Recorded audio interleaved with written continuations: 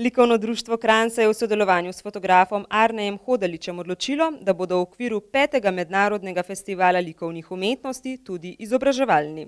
V ta namen so gimnaziji Franceta Prešerna v Kranju podarili 5 slik in 1 fotografijo.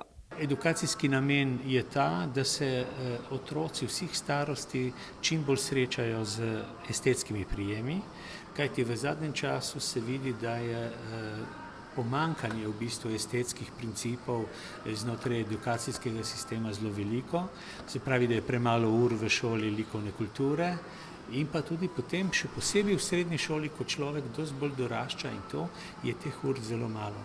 Praktično bi moglo biti temu razumevanju okolja, arhitekturi in vsem tem branžam, ki so okrog likovne, ki se začnejo praktično z risanjem na papir, posvečeno veliko več časa.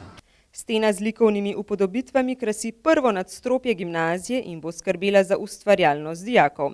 Rdeča nit razstave je letošnja tematika Mednarodnega festivala likovnih umetnosti, digitalna podoba in klasična slika. V tistem času, ko se pojavi fotografija, je recimo izgine risani portret. Zakaj? Ker so se vsi dali fotografirati, ker je bilo, bom rekel, bolj poceni, hkrati je bilo, bom rekel, mogoče še bolj verodostojno, ker prej so samo ta boljši mojstri naredili dobre portrete.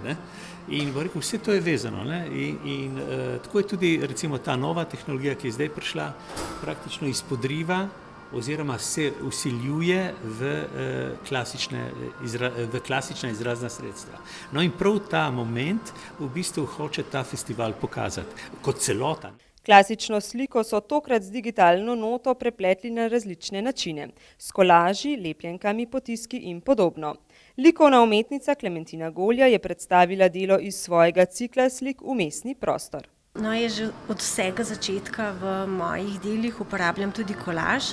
To pomeni, da določene fotografije ali pa izrezke iz raznih revij preslikavam in jih potem lepim na platno. To je že v bistvu nek način del tega digitalnega medija. To se seveda na vsaki sliki udejanja vedno na nek nov način, zato je tudi vsako delo unikatno.